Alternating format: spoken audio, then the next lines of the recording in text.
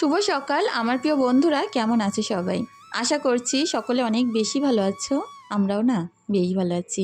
ভারতের ছোট্ট একটি গ্রাম থেকে আমি রূপা, ব্লগার রূপা চ্যানেলে সকলকে স্বাগত জানিয়ে আজকের ব্লগটি শুরু করছি। তো চলো, আজকে আমি একদম পুরো ডেলি আমার যে রুটিনটা থাকে সকাল থেকে সেই রাত পর্যন্ত, সকালবেলা ভুল হবে কারণ ভোর থেকে আমি কাজকর্ম শুরু করি, আর একদম পুরো রাত পর্যন্ত কি কি করলাম, কি খেলাম, কোথায় গেলাম, কি রান্না করলাম, সবটাই শেয়ার করব। আর তার সঙ্গে আমি আজকে গির্জায় যাব। আমি কি হিন্দু, মুসলিম নাকি খ্রিস্টান সেখানে গিয়ে তোমাদেরকে বলবো, কারণ তোমরা অনেকেই আমার কাছে জানতে চাইছো আমি খ্রিস্টান কিনা। তো যাই হোক, চলো আজকে পুরো ভিডিও জুড়েই পাশে থেকো। আর ভিডিওটা হয়তো একটু লং হয়ে যাবে, অবশ্যই আশা রাখবো তোমরা আমার পাশেই থাকবে। এদিকে বেডশিট চেঞ্জ করে নেব। বর্ষাকালে কিন্তু বেডশিট খুব একটা নোংরা হয় না, কারণ কি বলো তো, ধুলো নোংরা চারিদিকে কম থাকে। আর গরমের সময়, শীতের সময় ধুলো ওড়ে প্রচুর, আর বেডশিট কিন্তু প্রচুর নোংরা হয়। তো দুটো বেডশিট পাতা ছিল, আমি দুটোই একসঙ্গে করে তুলে নিলাম আর এগুলোকে কেচে দেব। বাইরে হচ্ছে ঝিরঝিরিয়ে বৃষ্টি, জানি না ওগুলো আজকে কাচতে পারবো কি। তারপরে একটা সুতি বেডশিট আমি এঘরে নিয়ে এসেছি, এটাকেই পেতে দেব। আর তোমরা হয়তো আমার এই তোষকটা দেখতে পাও না, কারণ এর উপরে সবসময় বেডশিট পাতা থাকে। ওপর থেকে ঝাড়ছিলাম, এত বেশি ধুলো উঠছিল তোমাদের কি বলবো। তো যাই হোক, নিচে একটা পঞ্চ দেওয়া আছে, আর এইভাবে কিন্তু তোষক দিয়ে রাখলে বেডশিট একদমই সরে না। অনেকে পঞ্চের ওপরে বেডশিট পাতো, বারবার করে বলো দিদি কেন সরে যায়। তো তোমরা হয় একটা কাঁথা পেতে দেবে, তা নয় এরকম একটা তোষক পেতে রাখবে, দেখবে বেডশিটটা একদমই নড়বে না, সরবে না। আর এর সঙ্গে যদি পিওর কটনের বেডশিট পাতা যায় তাহলে তো একদমই সরবে না। আমি এই যে বেডশিটটা পাচ্ছি, কালারটা হয়তো দূর থেকে অতটাও ভালো লাগছে না, কিন্তু বিশ্বাস করো একদম লাইট কালারের ওপরে অনেক সুন্দর কালার, আর পিওর একদম সুতির ছিল। তো এই বেডশিটটা পাতলে এতে যে রাতে শুতে কি ভালো লাগে তোমাদের কি বলবো। এমনি তো আমি একটু মিক্স বেডশিট বেশি পাতি, কারণ আমার বাচ্চা কাচ্চার ঘরে বারবার কাচা ধোয়া করতে হয়। আর দেখবে বেডশিট যিনি বারবার কাচা ধোয়া করলে কিন্তু সুতি বেডশিটের কালার ভালো থাকে না, ওই কারণে আমি একটু মিক্স বেডশিটই নেই। আর এইটা নিয়েছিলাম, কালারটা ভালো লেগেছিলো ওই কারণে, তবে দুই একবার ধোয়ার পরে কালারটা সেই ম্যারমেরে হয়ে গেছে। এখন খাটটাকে গুছিয়ে নিলাম, আর চলো টানটান করে একটু ঝাড়ু দিয়ে নেই। খাট যদি গোছানো থাকে ঘর কিন্তু এমনিতেই পরিষ্কার লাগে, আর খাট গোছানো হয়ে গেলে মনে হয় ঘরের অর্ধেক কাজ হয়ে গেছে। তো যাই হোক, আমার খাটটাকে আমি তো খুব সুন্দর করে পরিষ্কার করলাম। আর এই খাটের পায়ের দিকটা এরকম একটা ছোট্ট টেবিল দেওয়া আছে। আমার ঘরে এমনিতেও জায়গা শর্ট, আমি কোনো জিনিসপত্র রাখার চিন্তা করেও রাখতে পারছি না। আমাদের আগে যে দোকান চালানো হতো, দোকানে কিন্তু অনেকগুলো শোকেস বাদ পড়ে গেছে। একটা শোকেস তো সরু লম্বা বেশ ভালো, সেটা সাজিয়ে গুছিয়ে রাখলে দেখতে আরও ভালো লাগবে। কিন্তু বিশ্বাস করো, ঘর রান্নাঘর কোথাও সেরকম জায়গা নেই যে সেই শোকেসগুলো এনে রাখবো। হাজব্যান্ড বারবার করে বলছে যে একটা দুটো শোকেস বাড়িতে এনে দেয়, কাজে লাগাতে পারবে, বাচ্চা কাচ্চার বইপত্র এটা ওটা রাখতে পারবে, কিন্তু রাখারই জায়গা নেই, কোথায় এনে রাখি বলো। এদিকে আমার মেয়ে একটা কাগজ দিয়ে সুন্দর পেন রাখা বক্স বানিয়েছিল, তার মধ্যে দেখো গাছের এই যে জারটাকে রেখে দিলাম। আর টুকটাক পেন টেন রাবার যেগুলো আর কি লাগে সেগুলো আমি ওইটার মধ্যেই রাখি। আর এখন এর ওপরটাও পরিষ্কার করে নেব। আর দেখবে গাছ জিনিস কিন্তু ঘরে রাখলে দেখতেই একটা আলাদা রকম অ্যাস্থেটিক লুক লাগে। তো আমি চেষ্টা করি সবসময় সজীব সুন্দর গাছ রাখার জন্য, কারণ দেখো এমনি যদি আমরা প্লাস্টিকের গাছ রাখি দেখতে দূর থেকে ভালো লাগবে, সেটা কিন্তু একদমই কাছ থেকে ভালো লাগে না। আর সতেজ সুন্দর গাছ, সেটাকে পরিচর্যা করব, ঘরে সাজিয়ে রাখবো, দেখতে এমনিই ভালো লাগবে। তো আমার ছোট্ট ড্রয়ারটাকে আমি এখন গুছিয়ে নিচ্ছি, যত ক্লিপ এটা ওটা ছিল সেটা ওর মধ্যে ঢুকিয়ে নিলাম। আর এখন এই যে কর্নারে আমার যে র্যাকটা আছে এটাকেও মুছে পরিষ্কার করে নিচ্ছি। এখানে আমার বাচ্চার অনেকগুলো ওষুধ রাখা আছে, আর টুকটাক খাবারের বয়াম টয়ামগুলো কিন্তু আমি এখানেই রাখি। এখানে রেখেছি উত্তম, কাজু বিস্কুট, আর তার সঙ্গে টুকিটাকি কিছু বিস্কুট ছিল ছোটোখাটো, সেগুলোই রেখেছি। তো যাই হোক, দেখো ঘরটাকে এখন কেমন লাগছে। আর সুন্দর করে ঘরটাকে ঝাড়ু দিয়ে এবার পরিষ্কার করে নেব। একটা পানির বোতলও কর্নারে রেখে দিলাম, ঘরে কিন্তু সবসময় পানির বোতল রাখতেই হয়। বাচ্চা কাচ্চার কখন বিষুম লাগে, কখন কিছু গায়ে ফেলে, সাথে সাথে পানি টানি খাওয়াতে হয়। তো আমি একদম তলাগুলো প্রত্যেক দিন এরকমভাবে পরিষ্কার করে ঝাড়ু দিয়ে বার করে নিই। আর আমার মেয়ে ওখানে অপেক্ষা করছিল লেখাগুলো কমপ্লিট করে আমাকে দেখাবে বলে। তো আমি বলছিলাম বাইরে বেরাই, তারপরে লেখাগুলো দেখব আর পরে লেখাগুলো দেব। আমি কিন্তু সকালে আমার মতো কাজ করি, আর আমার মেয়ে আমার মেয়ের মতো লেখা করে। তো আমি মনে করি বাচ্চাদেরকে লেখা দিয়ে রেখে দিলে সে কিন্তু অভ্যাসটা ভালো হবে, আর খেলার দিকে, ফোনের দিকে এই দিকটায় মনটা একটু কম যাবে। খেলা করবে না কেন, সবসময় বাচ্চাদের খেলার টাইম, কিন্তু তার পাশাপাশি লেখা প্র্যাকটিস করলে লেখার ওপরে কিন্তু একটা আলাদা ভালোবাসা জন্মাবে। ঘরটাকে খুব নিট অ্যান্ড ক্লিন করে গুছিয়ে নিয়ে চলে আসছি পাশের ঘরে। এই ঘরের পর্দাটা খুলে দিই, আর চলো একে একে এই ঘরটাও পরিষ্কার করে নেব। তো যেহেতু সিমরানের প্রচুর জ্বর এই কটা দিন, তো রাতে কিন্তু একটা করে কাঁথা, একটা করে ব্ল্যাঙ্কেট নিয়ে ঘুমাই। তো এই যে সময়টা, ওয়েদারটা প্রচুর খারাপ, আর ঈশার গায়েও দেখছে হালকা হালকা জ্বর জ্বর আসছে।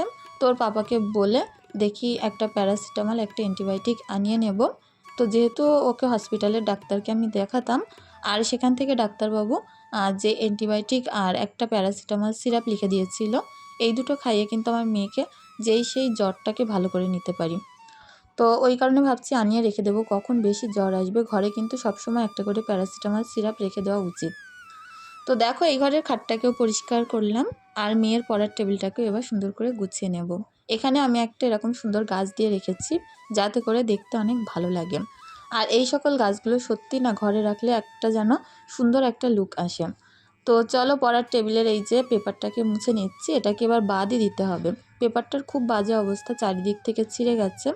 তো ভাবছি খাটে পাতা যে বড় পেপারগুলো কিনতে পাওয়া যায় একদম নরম সফট, তো সেরকম টাইপের কিনবো। আর কেটে কেটে সমস্ত টেবিলের ওপরে, তারপরে এই বাক্সের ওপরে, তারপরে কিচেন ক্যাবিনেটের ওপরে, যার যার ওপরটা আর কি দেওয়া দরকার, ওই একটা বড় সাইজের পেপার কিনে নেব। 200-250 টাকা নেবে, কেটে কেটে সব কিছুর ওপরে দিয়ে দেব। তো এখন দেখো আমার মেয়ে কিন্তু বাইরে বসে বসে লেখা করছে, আর আমার কাছে টুকটুক করে জিজ্ঞেস করে করে লিখছিল। ও ওর মতো সুন্দর লেখে জানো তো, শুধু 2-1 সময় দুটো একটা অক্ষর একটুখানি গুলিয়ে ফেলে, আগে পরে লিখে ফেলে, সেগুলো বলে দিলে আবার ঠিক করে নেয়। তো এই যে ওপরটাকে, কার্নিশের ওপরটাকে খুব সুন্দর করে মুছে নিচ্ছি। এখানে দেওয়া ছিল পিঁপড়ে মারা যে পাউডার, তো সেইটা আর কি গ্যামাসিন পাউডার, ওই কারণে আমি কাপড় দিয়ে দিয়ে পরিষ্কার করে দিলাম। লম্বা বারান্দা পরিষ্কার করতে একটু সময় লাগে, তারপরে ওই দিকটা যেহেতু ফাঁকা রেখেছি সময় লাগে না। এই জায়গাটা অনেক গাছগাছালি তো, আর বর্ষায় দেখবে পানি পড়লে গাছ থেকে কিন্তু মাটি পড়ে, নোংরা হয়, আর বারবার সেই জায়গাটা ঝাড়ু দিতে হয়। আমি হয়তো ঘর মোছাটা তোমাদের সাথে শেয়ার করতে পারি না, কারণ সন্ধ্যাবেলা আমার মেয়ে দুটোকে খাটে পড়তে বসিয়ে তারপরে আমি ঘরটরগুলো মুছে ফেলি। সারাদিন সেইভাবে সময় পেয়ে উঠি না। আজকে যে এত বেশি কাজ, এত বেশি কাজ, তোমাদের কি বলবো। তারপর হাজব্যান্ড আবার বাজার থেকে বড় একটা মুরগি কিনে এনেছে, সেটাকেও পরিষ্কার পরিচ্ছন্ন করে কাটতে হবে। আর যেহেতু মধ্যবিত্ত সংসারে সব কিছুই একটু হিসাব নিকাশ করেই চলতে হয়। এই কটা দিন হয়ে গেল জানো না, আমাদের এখানে একদম মাছ ব্যাপারী ঢোকে, কিন্তু আমাদের এই বাড়ির দিকটায় আসে না। তাড়াতাড়ি মেয়েকে নিয়ে যে রান্না করে স্কুলে যাব, সবজি থাকে বাড়িতে, তেল মশলা সবই থাকে, কিন্তু মাছের জন্য রান্না করতে পারি না। তো হাজব্যান্ডকে বলছিলাম যে মেয়েরা যেহেতু অনেক দিন থেকেই বলছে যে মুরগির মাংস খাবে, তো একটা বড় সাইজের মুরগি এনে দিতে। সেটাকে আমি ছোট ছোট করে পেপারে ভাগ করে করে রাখবো। যেই দিনগুলোতে মাসালা না আসবে, ওই দিনগুলোতে কিন্তু আমি মাংস রান্না করতে পারবো। আর সপ্তাহে 2-3 দিন যদি অল্প অল্প করে আমি মাংস রান্না করি, অন্য দিনগুলোয় মাছ ডিম কোনো কিছু না করলে, নিরামিষ করলেও খাওয়া হয়ে যাবে। তো যাই হোক, এখন চলে এসেছি উনান পাড়ে। এই উনানটা তোমাদেরকে দেখানো হয় না, একদম ওই কর্নারে ছিল টেবিলের পেছনের দিকে। এটাকে বার করলাম, কারণ রাতে করে এর মধ্যে রুটি করতে যে এত ভালো হয় তোমাদের কি বলবো। এই উনানটা যেমন জ্বলে, যত ভিজে কাঠ দাও না কেন একদম দাউ দাউ করে জ্বলে। ওই কারণে এই উনানটাকে আমি বের করে সুন্দর করে কাদা টাদা লাগিয়ে পরিষ্কার করে নিচ্ছি, আর লেপেও নিচ্ছি, যাতে করে রাতে এর মধ্যে আমি রুটি করতে পারি। এক উনানে কিন্তু রুটি করতে অনেক ভালো লাগে। আর দেখবে উনান যদি জোরে জ্বলে, এর মধ্যে তো রুটি সেঁকলে একদম ফুলকো ফুলকো রুটি হয়। তো পাশের উনানটাও লেপব, তার সঙ্গে মুছে দেব। তো এত বেশি এখন খারাপ লাগছে উনানটা দেখে, তোমাদের কি বলবো। খুব শখ করে এতে কালার করেছিলাম, মেঝের কালারটা একদম থাকেনি, যেই সেই একদম সাদা সাদা হয়ে গেছে। তো যাই হোক, ইচ্ছে আছে 2 রকম 3 রকম কালার কিনবো, কিনে আমার বাইরের যে গেটটা আছে সেই গেটটা একটু রং করব, বাথরুমের রং করব, আর এই যে ফ্লোর পেন্টিং যে কালারগুলো হয়, তো ওই কালার কিনে আমার সিঁড়ি আর এই উনানটা একটু রং করব। কারণ কি জানো তো, মেঝেটার যেরকম এই যে মেঝেটার রংটা খারাপ হয়ে গেছে, আমার সিঁড়িটার রঙও কিন্তু ওরকম খারাপ হয়ে গেছে। কালার করলে আবার দেখতে অনেকটাই ভালো লাগবে। তো যতটুকু আর কি নিজে পারি পরিশ্রম দিয়ে ঘরবাড়িগুলোকে সুন্দর করে রাখার, ততটুকুখানি করি। মোছার পরে দেখো কত সুন্দর কালার লাগছে না। আর এই কর্নারটা আমি এইভাবেই গুছিয়ে রেখেছি রান্নাঘরে। তো চলো, কাজ করতে করতে ভাবছি অনেকটাই লেট হয়ে যাবে, ওই কারণে বাচ্চাদের জন্য একটু খিচুড়ি বসিয়ে দিই। আর এমনিতেও ঈশার স্কুলের টিফিনে কিন্তু আজকে আমি খিচুড়িই দেবো, আলাদা করে টিফিন বানানোর আর সময় নেই। তো খিচুড়িটা আমি একদম প্লেনভাবে বানাচ্ছি, পেঁয়াজ আদা রসুন বাটা একটু ভাজা ভাজা করে তার মধ্যে চাল আর 2-3 রকমের ডাল ধুয়ে তো দিয়ে দিলাম, একটু তেজপাতা নুন হলুদ লঙ্কার গুঁড়ো, তার সঙ্গে দিয়েছিলাম কটা আলু। তো ওইভাবে দিয়ে প্রেসারে 2-3টে সিটি দিয়ে নামিয়ে নেব। তো চলো এখন মেয়েকে খাবার খাইয়ে দিই। তো সকালবেলা উঠে ওকে তেমনভাবে কিছু খাওয়ানো হয়নি, ওই কারণে একটু চিড়ে আর দুধ একসঙ্গে করে সুন্দর করে বানিয়ে ওকে খাইয়ে দিচ্ছি। তো একটু গরম ছিল, তো ভাবলাম যে খাওয়াতে অনেকটাই লেট হবে, কাজেরও অনেকটা দেরি হয়ে যাবে। তো আজকে দেখলাম বলছে আমি একা একাই খাবো মা, আমাকে দিয়ে দাও। তো ওই কারণে ওর কাছে বাটিটা দিয়ে দেবো, একা একা বসে খেতে থাকবে। আর বললাম আস্তে আস্তে খাও, যেহেতু একটু বেশি গরম আছে ও আস্তে আস্তে খেয়ে নেবে। বাচ্চাদের খাওয়াতে গেলে কিন্তু অনেকখানি সময়ের দরকার হয়। এখন আমার বাসনের পুরো পাহাড় পড়ে আছে, বাসনগুলো মাজতে হবে, কালির কড়া আছে, এগুলোকে মাজতে যাব। তো দেখো এই জামা কাপড়গুলো মেলা ছিল, ঝিরঝিরে বৃষ্টি, এগুলো শুকাই তো নি, আরও বেশি ভিজে গেছে। সকালে উঠে আমি এগুলো বাইরে মেলে দিয়েছিলাম। এখন এই যে বাসন মাজতে এসেছি, বৃষ্টির পানি বেশ ভালোই গায়ে পড়ছে। আর এই সময়টার ওয়েদার কিন্তু প্রচুর খারাপ, আমারও যেন জ্বর জ্বর আসবে এরকম একটা অবস্থা। তো চলো বাসনগুলো মাজতে থাকি। এক বোন আমাকে কমেন্ট করেছিলে যে দিদি তোমরা কি পুকুরে পানি দিয়েছো, পানি এতটা উপরে উঠলো কী করে? তো আমাদের এখানে পানি দেওয়া লাগে না জানো তো, এমনিতেই পানি বেশি হতে থাকে এই বর্ষাকালে। কারণ আমাদের এই জায়গাটা ডোবা জায়গা, অনেকটাই নিচু অন্য জায়গার তুলনায়। আমাদের গ্রামে কিন্তু কারোর বাড়িতে পানি ওঠে না, একমাত্র আমার বাড়িতে ওঠে। কারণ আমি পুরো ফাঁকা মাঠের মাঝখানে বাড়ি করেছি, আর চারিদিকে জলকর। তো চারিদিকে যত বাড়ির পানি সব ধুয়ে ধুয়ে আমাদের এই ভিতরটাই ঢোকে, আর খুব তাড়াতাড়ি পানি উঠে উঁচু হয়ে যায়।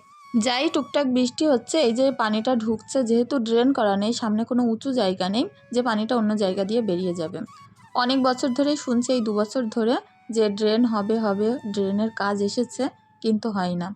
তো এরকম যে কত ভোগ করেছি এখানে আসা ধরে তোমাদের কি বলবো। আগে তো একদম নিচু ছিল, পুরো বর্ষাকাল আমরা বাইরে বেরোতে পারতাম না, আর প্রায় 4 মাস করে এখানে পানি থাকে। তো খুব কষ্ট করেছি।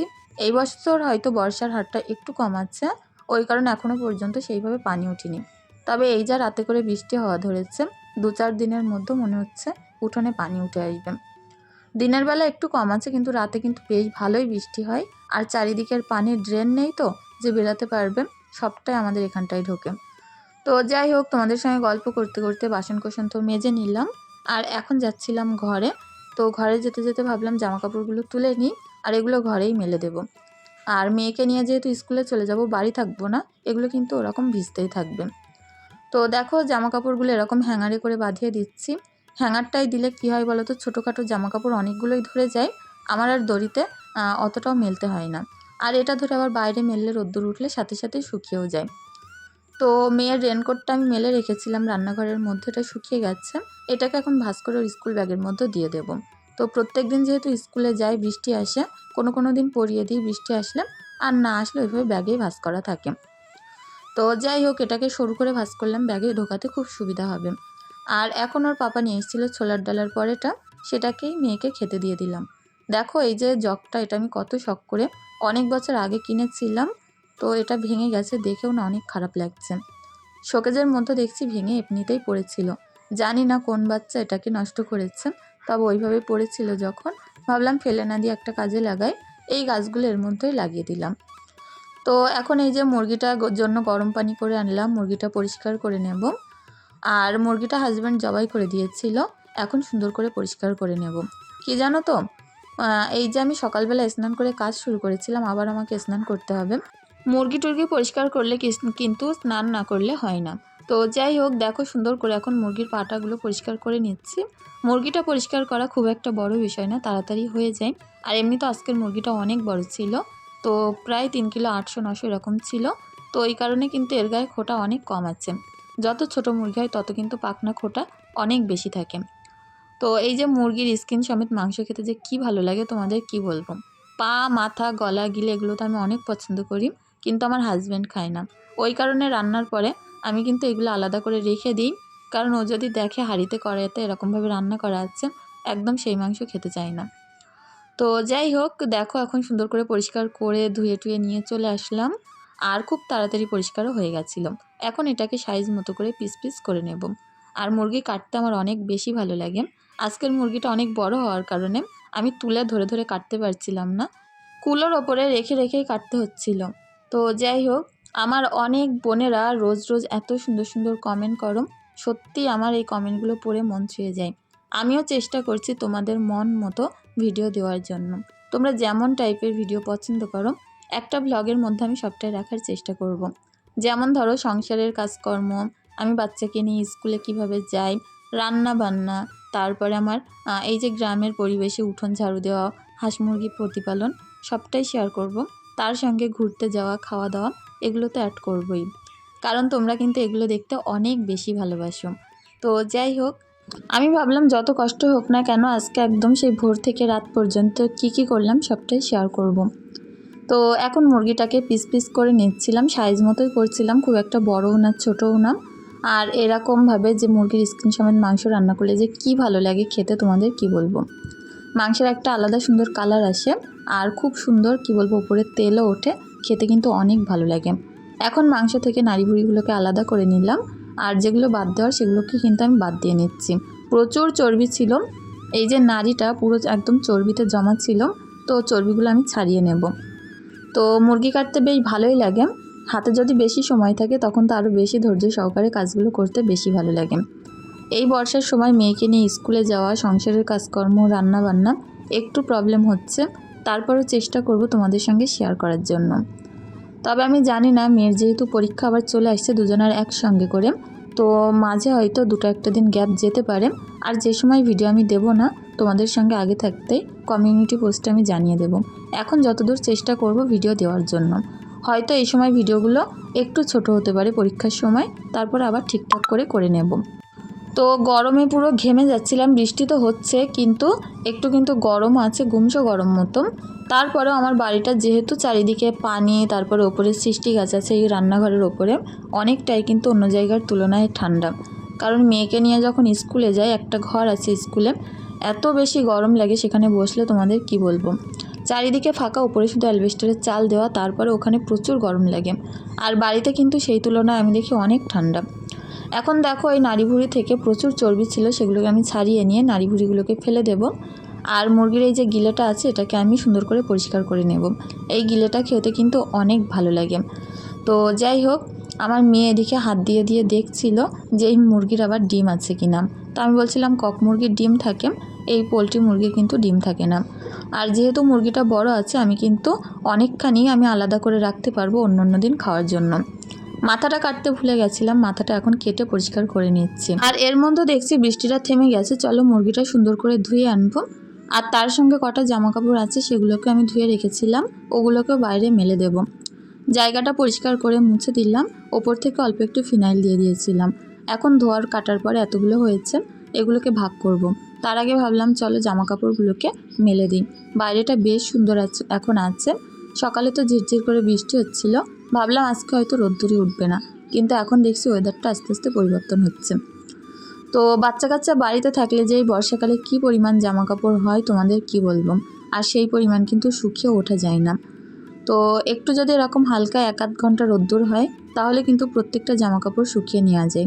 একটু নরম থাকলেও ঘরে দিলে সেগুলো শুকিয়ে যায়, কিন্তু একদম ভিজে জামা কাপড় ঘরে রেখে রেখে শুকাতে গেলে কিন্তু একদম অধৈর্য ধরে যায়। তো এখানে এই ছোট্ট দড়িটার মধ্যে ছোট ছোট জামা কাপড়গুলো মেললাম। ওই দিকটায় মেললে যা জোরে হাওয়া হয় ছাদে, উড়ে উড়ে সব পানির ভিতরে পড়ে জামা কাপড়। আর আমার বাড়ির এই যে সামনেটা কেমন দেখা যায়, চারিদিকে পানি, আমাদের রাস্তা, এইটাই দেখালাম। তো অনেকে আমার কাছে জিজ্ঞাসা করো যে আমি কোন স্ট্যান্ড দিয়ে ভিডিও করি, আমার ক্যামেরাম্যানকে কি বৃত্তান্ত এরকম। তো এই হচ্ছে আমার ক্যামেরাম্যান বলে, স্ট্যান্ড বলে, এই সব কিছু, এতেই আমি ভিডিও বানাই। অনেকবার পড়ে পড়ে এরকম ভেঙে গেছে, অবস্থা অনেক খারাপ। তো তারপরেও আমি খুব কষ্ট করে এটাতে কাজ চালাচ্ছি। আর ফোন বসালেই অন্যদিকে ঘুরে যায়, একদিকে ঘুরিয়ে কাজ করব তো, আর ফোনটা আপনিতে অন্যদিকে ঘুরে যায়, হাওয়া হলেই ঘুরে যায়, কারণ এর স্ট্যান্ডের যে লকটকগুলো পুরোই খারাপ হয়ে গেছে। তো ভাবছি যতদিন চলে চলুক, কারণ যে কোনো জিনিস ফেলতে আমার অনেক মায়া লাগে। আর এইটা আমার প্রথম থেকে সার দিয়েছে, এইটাতে যে আমি কত ভিডিও করেছি, আমার চ্যানেলের ভিডিও এই স্ট্যান্ডেই কিন্তু ভাইরাল গেছে। তো স্ট্যান্ডটা ফেলতেও মায়া লাগে, তো ওতেই কাজ চালাচ্ছি। আর যদি পারি ভবিষ্যতে একটা সুন্দর স্ট্যান্ড কেনার ইচ্ছা আছে, তো তোমাদের সঙ্গে সেটাও শেয়ার করব। অনেক দিন থেকে আমাকে দেখাতে বলছো কোন স্ট্যান্ডে আমি ভিডিও করি, তো সেইটাই দেখালাম। আর এখন মাথা টাথাগুলো আঁচড়ে নিচ্ছি, সুন্দর করে হাতে মুখে সাবান দিয়ে এসেছি। আর এখন একটু ক্রিম মেখে নেব। আর এখন দেখো গার্নিয়ারের লেমন ভিটামিন সি যে ক্রিমটা আমি ব্যবহার করি সেইটাই মাখছি। তোমরা বারবার করে দেখাতে বলছো, তো ভাবলাম চলো আজকে একটু দেখিয়েই দিই। চুলগুলো এত বেশি লাল হয়ে গেছে, কেমন একটা লাগছে না। তো যাই হোক, অনেক দিন পর্যন্ত চুলের কোনো রকম কিছু করি না, আর কিছু সেরকম মাখিও না। তেল তো আমি একদমই মাথায় দিই না। তেল মাখলে প্রচুর চুল ওঠে আমার, কেন জানি না। অনেক ভালো ভালো তেল মেখেছে, অনেকে বলেছে বাজাজ তেল মাখো, অনেকে বলেছে নিহার মাখো, অনেকে বলেছে কুমারিকা। তো কুমারিকাটা একমাত্র শ্যুট করতো, সেটা তো এখন আর পাই না। সবুজ কালারের যে গাছটা দেওয়া যে তেলগুলো হয়, তো ওইটা পাই না, আর তেল মাখা হয় না।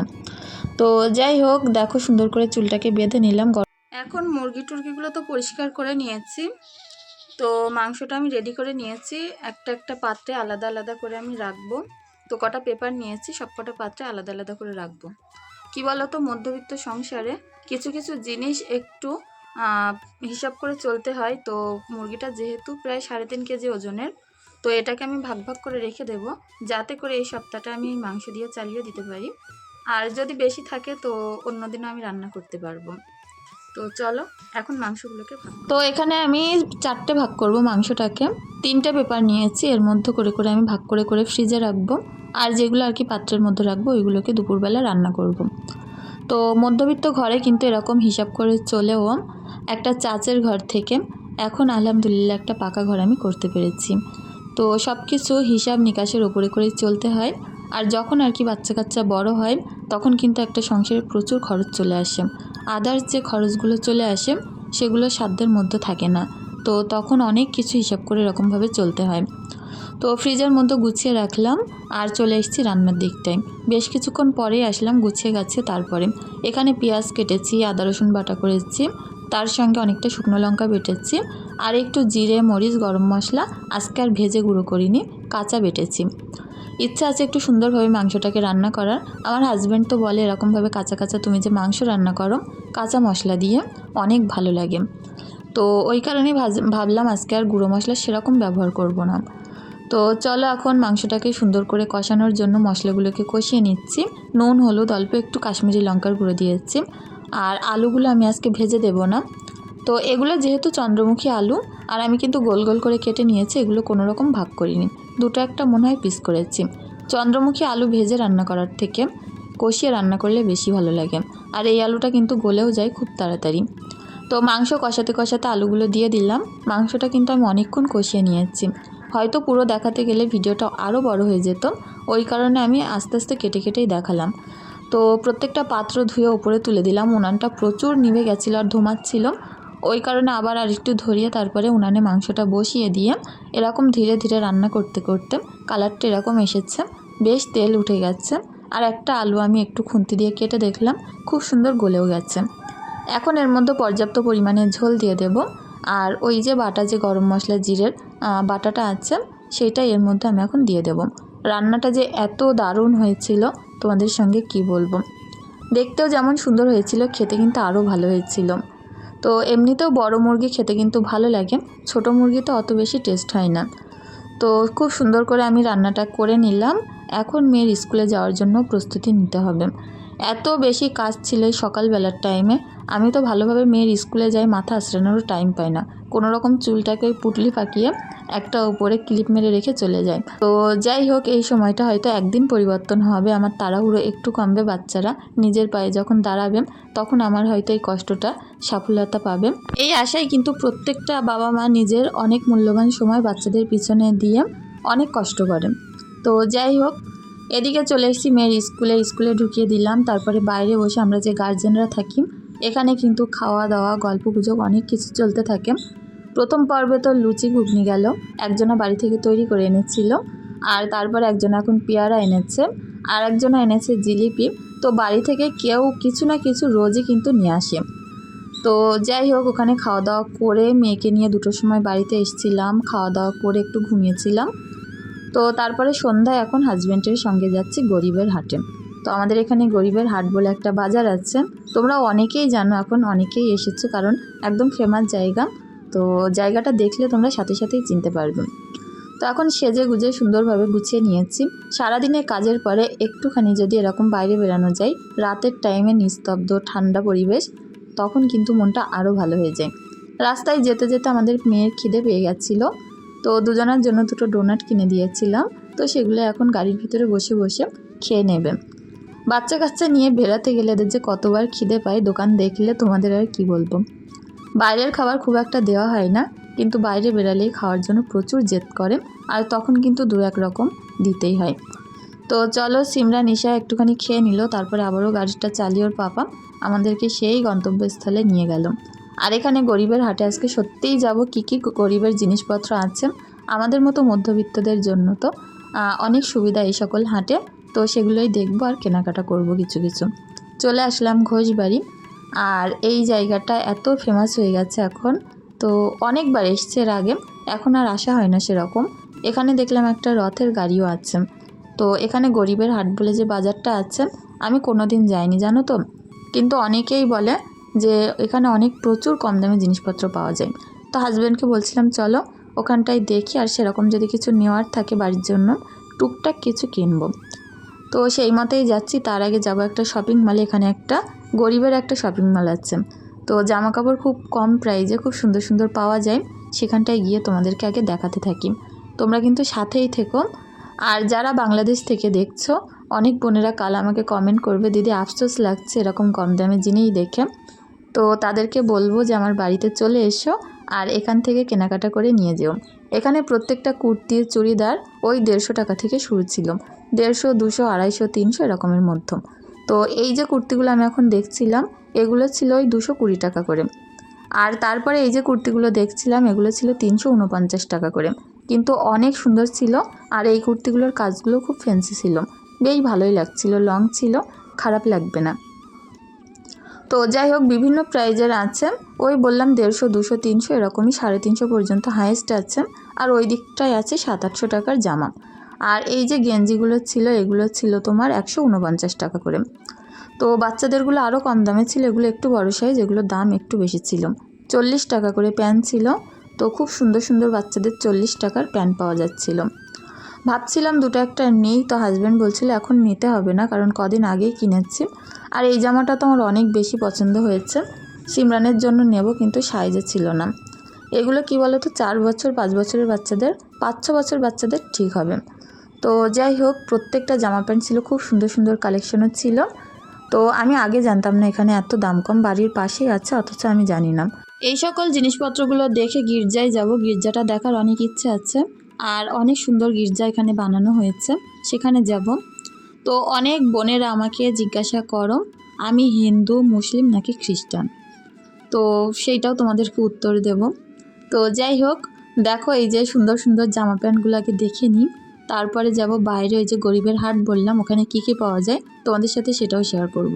তোমরা যারা আর কি বসিরহাটের আশপাশ থেকে দেখছো তারা কিন্তু এসে একবার ঘুরে যেতে পারো, দেখবে অনেক কমফোর্টেবল প্রাইজের মধ্যে জিনিস পাওয়া যাচ্ছে।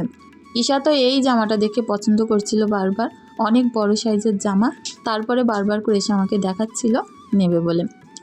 তো যাই হোক দেখো আমি জামা প্যান্টগুলো দেখে এখান থেকে সেরকম কিছু কেনা হয়নি, এখন বাইরের দিকটায় যাব। আর এখানে এত পরিমাণে মেলা মতো বসে, এত দোকান, তোমাদের কি বলবো, ঘুরে শেষ করা যায় না, পা ব্যথা হয়ে যাবে। আরও যত দিন দিন যাচ্ছে এখানে আরও কিন্তু জায়গা বেশি হচ্ছে, আর অনেক লোকে দোকান দিচ্ছে। তো যাই হোক এই যে গরিবের হাটে চলে আসলাম, এখানে ম্যাগিগুলো পাওয়া যাচ্ছিল 4 টাকা করে প্যাকেট, আর দুধের প্যাকেট ওরকম কম দামে ছিল, চায়ের পাতা ছিল অনেক কম দামে। প্রত্যেকটা জিনিস বাজারে যা দামে পাওয়া যায় এখানে তার থেকে অনেক কম দামে পাওয়া যাচ্ছিল। তো চকোস ছিল, প্রত্যেকটা আইটেম ছিল, সাবান শ্যাম্পুর থেকে শুরু করে সব কিছু আর কি। তো এত বড় বাজার পুরো ঘুরে দেখানো কিন্তু সম্ভব হয়নি, আমি যতটুকু পেরেছি তোমাদের সাথে শেয়ার করেছি। ভিভেলের এই একটা সাবান একটু নতুন দেখলাম, আমি কোনোদিন ব্যবহার করিনি, তো এটা নিয়েছি। তার সঙ্গে এখানে ছিল সমস্ত ডিটারজেন্ট, সাবান, শ্যাম্পু এরকম জিনিসের আইটেম। তো আমি একটা লাইজল নিয়েছিলাম ঘর মোছার জন্য, তো এইটা কিন্তু অনেক ভালো, আর ঘরবাড়ি বেশ পরিষ্কারও হয়। এখানে ছিল বিস্কুটের প্রচুর আইটেম। আর চলো এবার বাইরে একটা পিরামিড বানিয়েছে এখানে, সেটাও দেখা, একদম পুরো অরিজিনাল পিরামিডের মতো লাগছে। তো এখনও পর্যন্ত এই পর্যায়ে যে যে আমার সাথে আছো, আমার ভিডিওটা কন্টিনিউ করেছো, তাদেরকে জানাই অনেক অনেক ভালোবাসা। আর দেখো বাচ্চাদের একটা এখানে যে পুকুর মতো করা আছে, তো এখানে বাচ্চারা খেলছিল। তো ঈশা দেখে প্রচুর আনন্দ করছিল। এই সকল জিনিস কিন্তু বাচ্চারা অনেক খুশি হয় দেখে। চলে এসেছি গির্জায়। আর আমাকে অনেকেই জিজ্ঞাসা করছে আমি হিন্দু, মুসলিম নাকি খ্রিস্টান। তো আমি কিন্তু মুসলিম ধর্মের, কিন্তু সব ধর্মকে আমি ভালোবাসি আর সম্মানও করি। গির্জাটা অনেক সুন্দর বানিয়েছে। ভাবছিলাম চলো আগের দিন যখন এসেছিলাম পুরো কমপ্লিট হয়নি, আজকে ভিতরে যাব আর কি কি করেছে এখানে সেগুলো দেখব। আর কেমন কি ভিতরটা অবশ্যই দেখার অনেক দিন থেকে এক্সাইটেড ছিলাম, তো সেইটাই দেখতে আসলাম। ভিতরটা যেমন সুন্দর পরিষ্কার পরিচ্ছন্ন, এখানে অনেকগুলো বই দেওয়া আছে। তো যিশু খ্রিস্টাব্দের আর কি যে নিয়মাবলীগুলো আছে সেইগুলোই বইয়ের মধ্যে লেখা আছে। অনেক ভালো লাগে জানো তো, যে কোনো ধর্ম প্রতিষ্ঠান প্রত্যেকটা জায়গায় আমার অনেক বেশি পছন্দ, যেতে দেখতে সব কিছুই অনেক ভালো লাগে। তো যাই হোক, এখানে আলো অনেকটাই কম, কিন্তু এত সুন্দর লাগছিল ভিতরটা আর খুব ঠান্ডা পরিবেশ, খুব ভালো লাগছিল। আমার মেয়ে তো অনেক আনন্দ করছিল। তো চলো এখন আমরা বাইরের দিকে যাব। আমরা সবাই এসেছিলাম ভিতরে, আর জুতোটা বাইরে খুলে রেখে তারপরে ভিতরে ঢুকেছিলাম। এখন এর বাইরেটা দেখাই, এইরকম সুন্দরভাবে কিন্তু তৈরি করা। বাইরেটা দেখতেও কিন্তু খুব সুন্দর। এখানে 10-5 মিনিট বসে থাকলেও মনটা আলাদা একটা শান্তি আসে। তো যাই হোক, বাইরেটা থেকে এরকম দেখতে লাগছিল। আর চলো দূর থেকে দেখাই পুরো জায়গাটা কেমন দেখতে লাগে। রাতের বেলা বলে অতটাও দূর থেকে আমি দেখাতে পারছি না, তবে যতটুকু পারলাম দেখালাম। এখন এর এক কর্নারে বসে কিছুক্ষণ বসবো। আর সত্যি না, কাজকাম থেকে একটু ফাঁকা সময় পেলে বাইরে বেরালে যে কি ভালো লাগে তোমাদের কি বলবো। সবসময় যে বেশি খরচ করতে হবে, দামি দামি খাবার খেতে হবে, এটা কিন্তু না। 10 টাকার মুড়ি মশলাও বাইরে এসে এত বেশি মজা, সেটা কি বলবো। তো আমার মেয়েরাও কিন্তু অনেক বেশি আনন্দ করছিল। আর এখানে আমরা ঘুরে টুরে এখন চলে যাচ্ছি বাড়ি গিয়ে দেখাবো টুকটাক কী কী কেনাকাটা করলাম। তো আমার আজকের ভিডিওটা তোমাদের কেমন লাগলো অবশ্যই কমেন্টের মাধ্যমে জানিও। যদি কোনো ভুল ত্রুটি থেকে থাকে ভিডিওটা ক্ষমা সুন্দর দৃষ্টিতে দেখার অনুরোধ রইল। আর যদি কিছু ভালো লাগে কোনো অংশে অবশ্যই একটা লাইক কমেন্ট করে দিয়ে যেও। এই ছিল আমাদের কেনাকাটা। ঈশা নিয়েছিল একটা ম্যাঙ্গো জ্যাম। তো চলো আজকের ভিডিওটি এখানেই শেষ করছি। ধন্যবাদ।